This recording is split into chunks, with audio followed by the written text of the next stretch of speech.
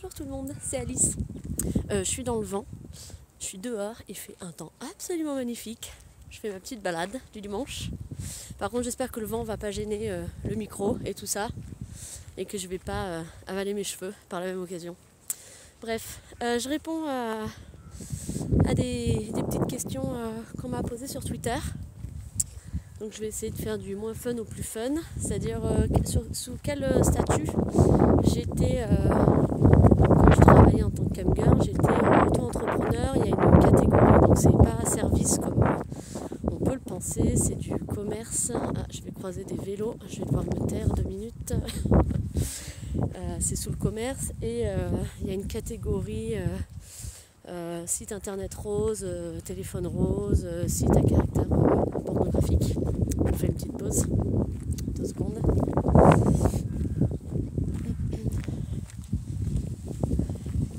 Bonjour. Voilà.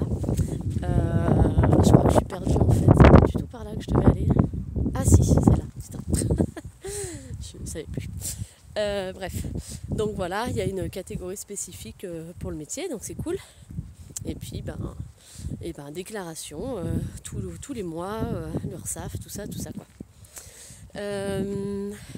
Deuxième question, c'est est-ce que j'ai déjà eu un petit ami officiel et qui a accepté mon métier? Alors non, parce que moi c'est pas trop mon truc, je suis célibataire depuis un certain temps et j'ai jamais forcément cherché, donc en plus j'ai voyagé pas mal quand j'étais camgirl, parce que du coup j'ai bossé en Nouvelle-Zélande, j'étais en Espagne et après en France, et du coup sur 6 ans, voilà.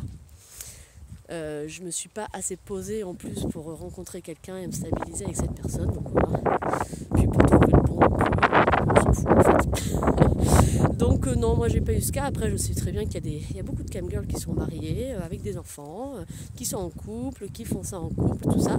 Et je pense aussi qu'il y a 2 écoles, c'est-à-dire que c'est trop mignon, il y a des chevaux. Oh, il y a des chevaux. Bon, bref. Il y a 2 écoles, c'est-à-dire qu'il y a les hommes qui peuvent être jaloux, genre ouais non, enfin voilà, c'est pas ce que je veux comme femme, trop à l'aise, ça fait un peu peur, voilà, trop à l'aise avec sa sexualité, avec son corps, tout ça, ça peut faire un peu flipper, ce que je peux comprendre. Voilà, on a tous une vision différente de l'intimité, qu'elle soit publique ou privée, c'est chacun son truc, voilà. Et en plus, je me souviens, j'étais sur un site de rencontre une fois, et quand j'avais dit, ben voilà, moi c'est le métier que je fais, le gars il m'a dit, ah non, je veux pas sortir avec une fille qui fait du porno. Et bim, hop, bloqué.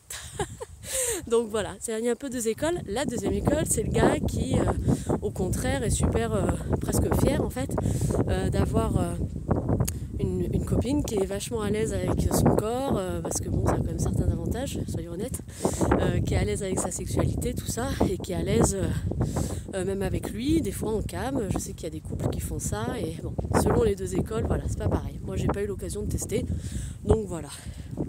Mais c'est les réactions que j'ai pu avoir quand je dis mon métier à des gens que je rencontre. Troisième question, c'est quoi? Si je me mettais face au soleil, on verrait ma tronche. Troisième question, si je suis déjà tombée amoureuse de mes clients. Alors, non.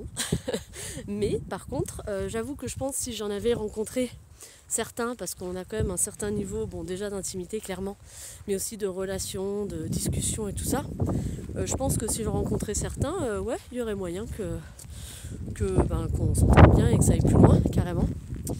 Normal quoi, enfin on est humain, genre ça serait rencontré, je sais pas moi, sur Tinder, ça aurait pu le faire, voilà. Donc mais ça m'est pas arrivé, mais effectivement j'ai des clients ou des visiteurs qui sont même pas clients, avec qui je m'entends très bien et qui sont charmants, enfin qui me plaisent bien quoi. Et là tout le monde est en train de se poser la question, c'est qui Non, on dit rien. Bref, dernière question.